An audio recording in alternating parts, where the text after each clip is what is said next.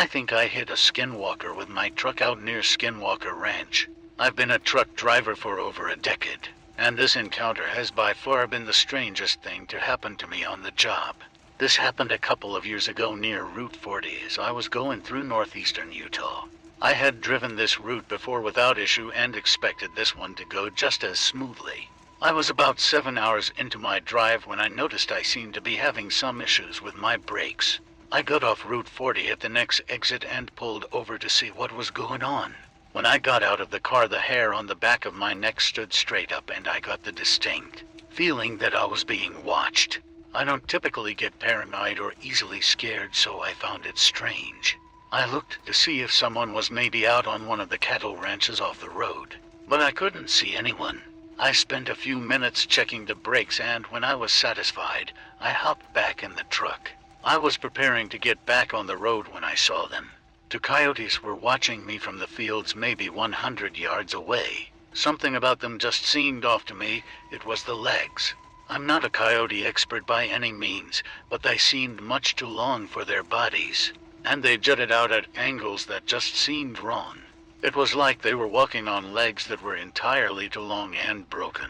I stared at them completely perplexed. After a minute or two of watching me, they got up and trotted away. They didn't seem bothered in the least by their odd-looking extremities. Not sure what to make of it. I decided they must have just been a bit deformed and got back on the road.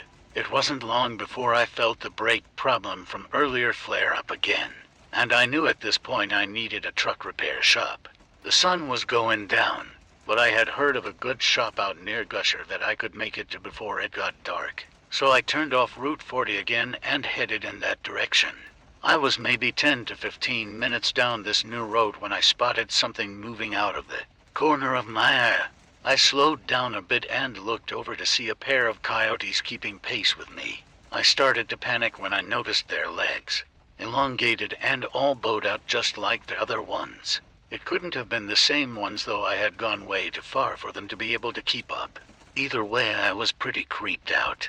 The road was empty, so I started to speed up to try and lose them. But I was shocked at how easily they seemed to keep up with me. It took almost 10 minutes for me to finally lose them. Just as my heart rate began to return to normal, I saw one of the coyotes 25 yards ahead just sitting in the middle of the road. I tried to slam on the brakes, but they weren't working properly and I was going way too fast. The coyote slammed into the front of the truck. The force from the impact was much more intense than I would have expected. I was pretty shaken up, but I didn't have any injuries from what I could tell. When I looked out the window, my heart stopped. Out a few feet from the truck where the coyote should have been was the body of a man. Without thinking, I raced out of the truck over to him. He was unconscious and wasn't wearing any clothes. I looked him over and it was clear he had some internal injuries.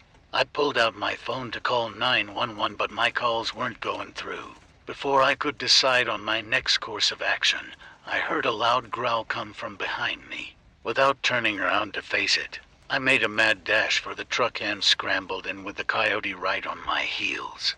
I was able to shut the door and lock the truck just in time as I tried to figure out what to do. I could hear the coyote making circles around the truck.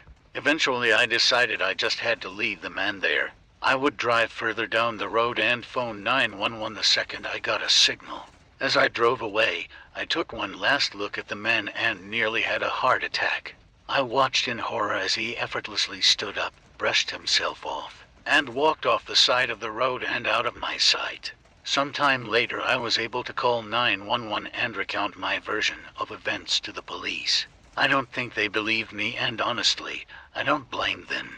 We went back to the area, but there was nothing left of the man. And the only thing I had to back up my claims was my truck, which did have some substantial damage. But without any other proof of events, the police assumed it was just an animal. Sometime later, I was telling this story to a friend, and he told me that the area around Gusher is known for its strange paranormal activity and is really close to the infamous Skinwalker Ranch. I don't know what to make of it, but I will never stop on that stretch of road again.